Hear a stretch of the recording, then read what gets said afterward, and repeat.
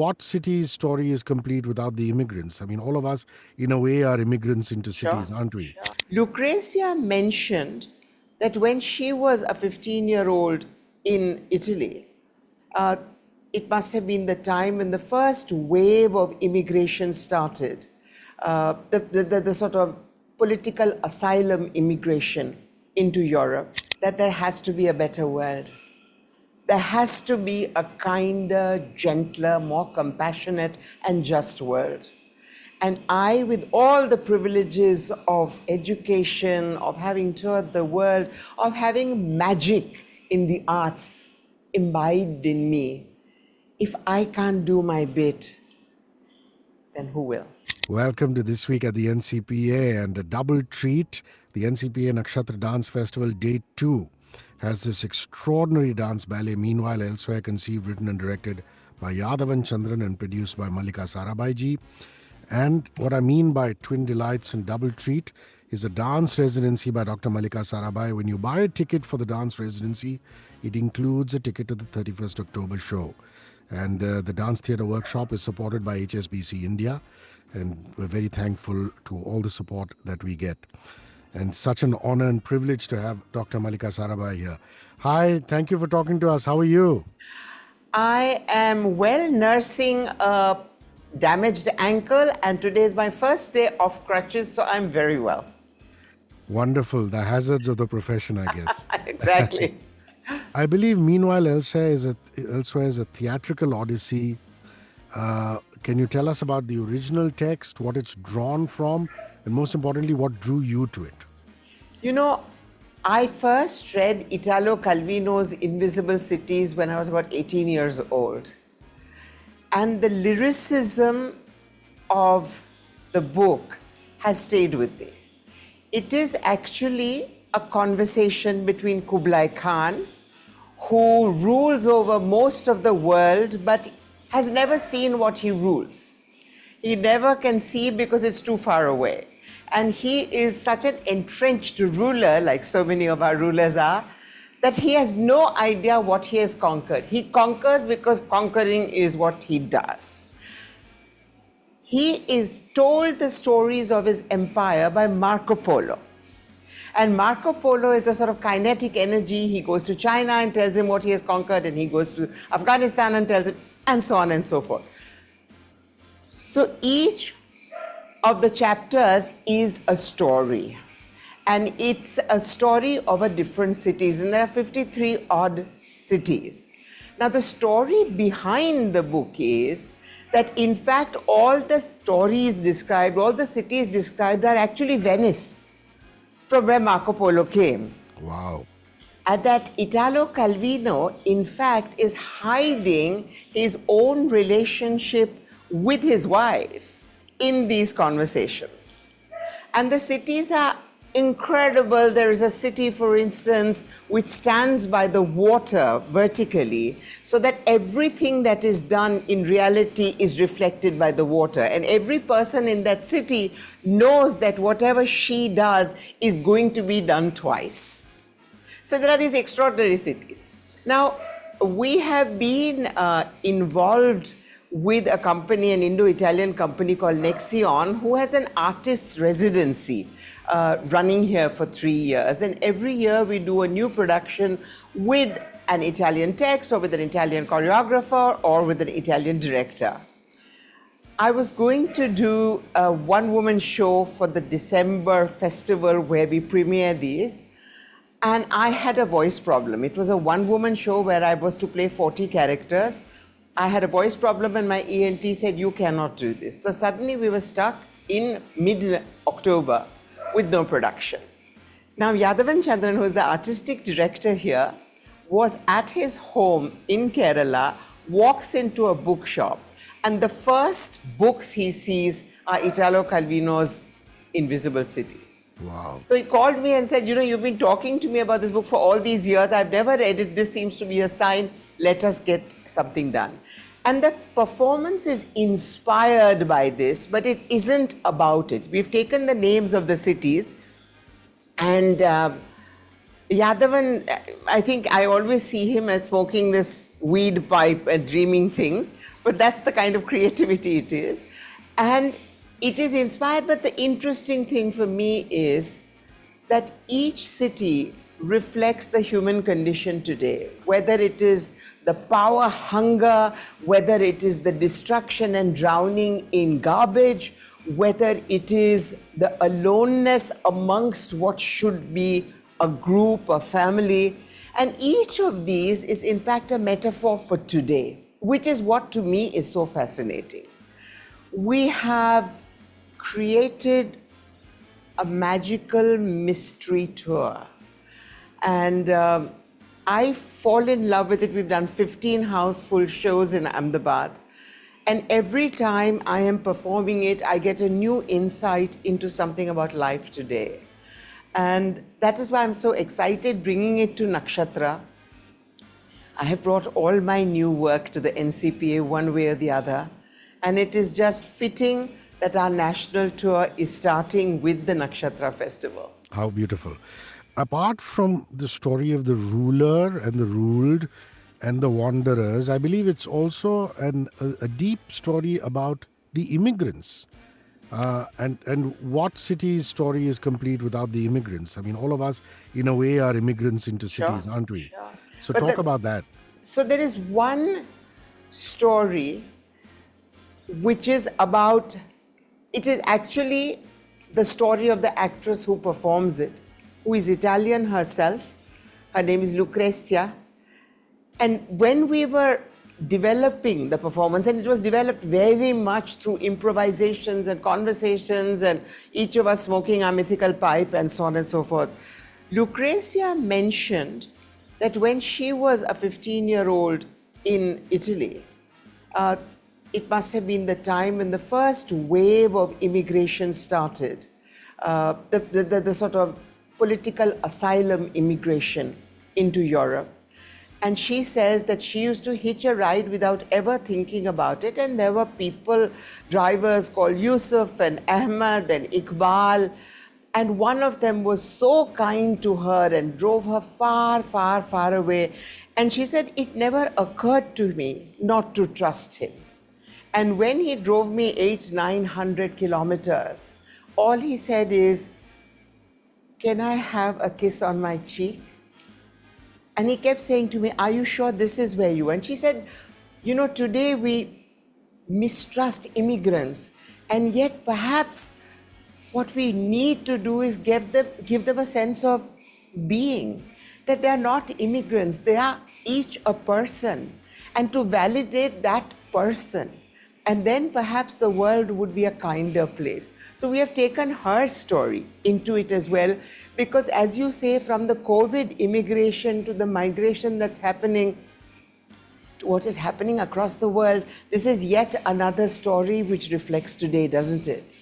And kindness and what we require as humaneness is the thing we are missing in all the artificial intelligence and in all the blue ticks on our Insta and so on.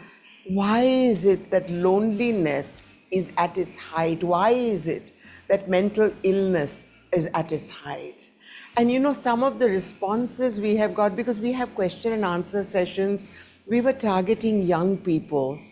And so many of them came and said, you know, I knew that I was missing something, and it's only when I saw the performance that I realized what it was that I have not been able to articulate and not been able to even voice to myself. Thank you. And it was so deeply moving for me because I work a lot with young people. And all they require is a sympathetic ear that doesn't chastise, that doesn't judge, and that puts them in touch with their own vulnerability. I think we are so far away from our own vulnerabilities because of society judging, because of everybody judging. And that is what makes us humane, isn't it? Is our vulnerability and being in touch with it. True that. You know, while I was prepping for this interview to talk to you, I read an interesting article in the Onstage magazine, which is the NCPA magazine. And I quote from it, It says Dr. Mallika Sarabhai thinks of performance as a vanishing act, fragile as memory. I'd like you to explain that, please. Well, unlike movies or unlike things that you watch on screen where you can rewind and rewatch, my dance on stage or my performance is just that, isn't it? Everything else is captured in your senses. You might capture it on your phone, but that is not that performance. That is a reconstruction of a memory. The performance, like my conversation with you just now, you will recall it like that. You may watch it back, but that's not what you are feeling just now. So what I'm creating on stage is the rasa that we talk about in Indian performance. The rasa is that instantaneous touch between me and the rasika. Everything else is a memory. Everything else is something that is in the past. The present is what is between us. Dr. Sarabhai, it must have been a challenge not just for you, but also for Yadavan, considering that all the performers have such diverse, different styles. I mean, you did say that you have a partnership with this Italian company, but then what you bring to the table, what Penelope does, Lucrezia does, Tirtha, Sarvesh, all of them, such diverse styles, and yet they have to come together, being a unifying force. How does that happen? Just constantly trusting, I think, trusting each other, trusting both Yadavan and me because I've done the choreography mostly. And the most difficult thing, and this I know because I've worked with Yadavan for close to 25 years, is that he is creating 5 minutes before the actual performance.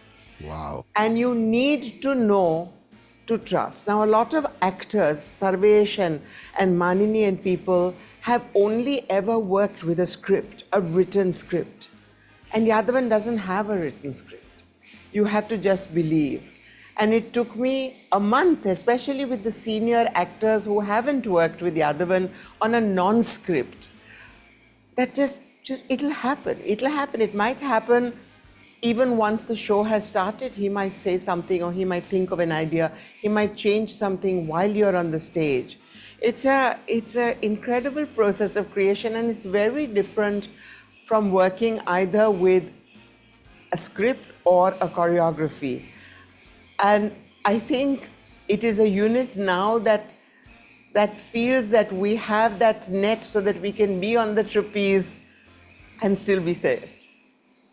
That's lovely. That's the performance on the 31st of October, 6:30 p.m., the NCPA Nakshatra Dance Festival, Day 2, Meanwhile Elsewhere. Conceived, written and directed by Yadavan Chandran and produced by Dr. Mallika Sarabhai.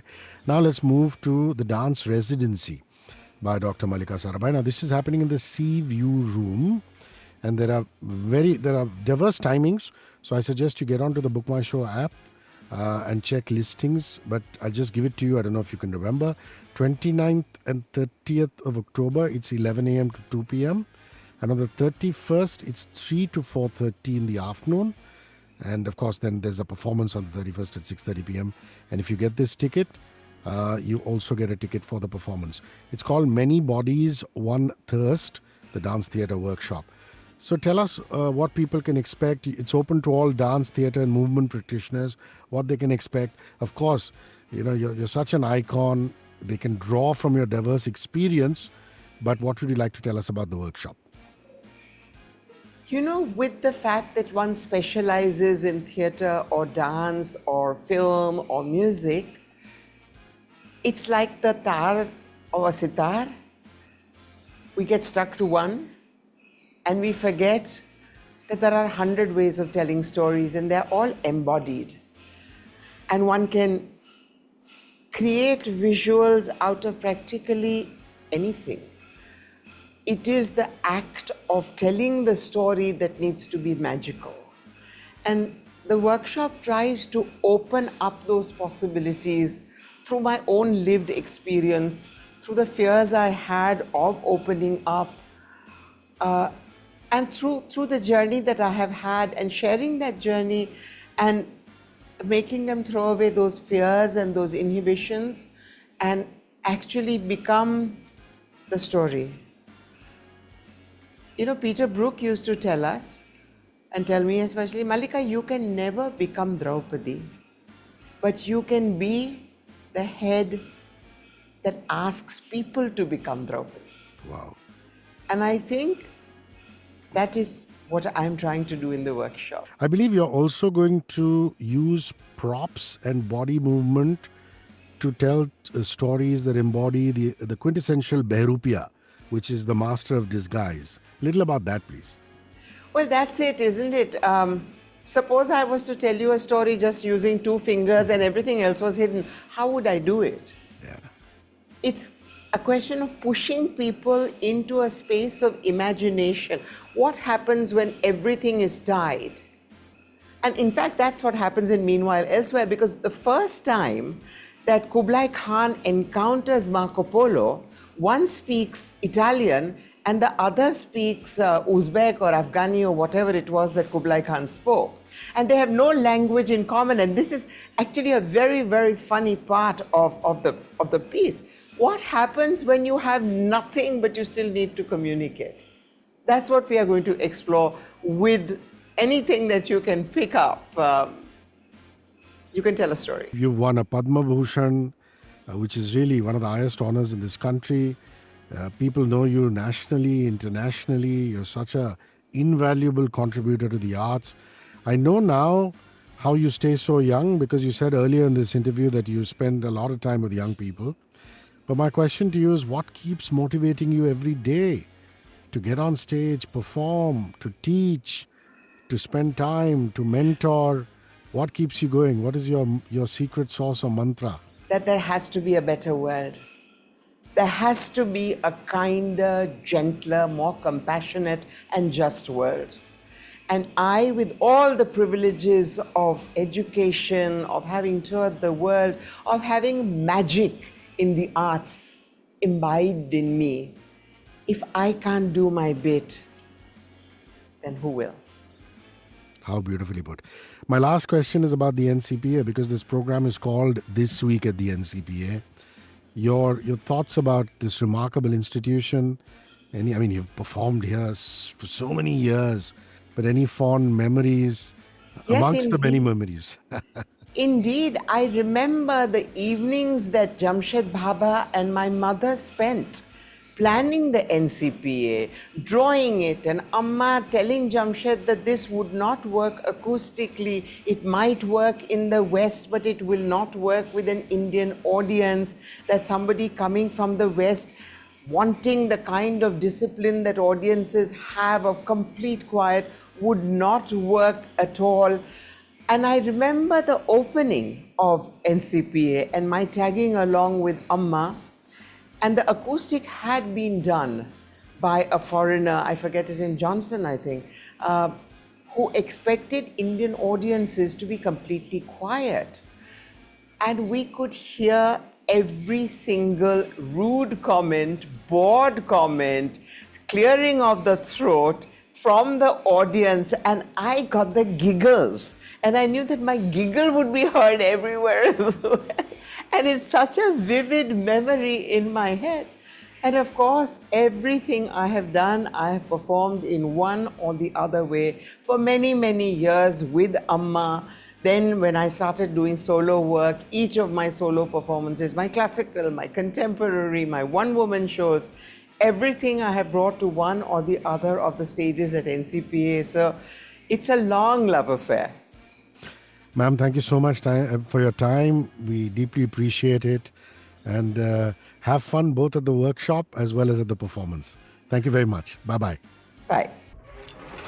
94.3 Radio 1.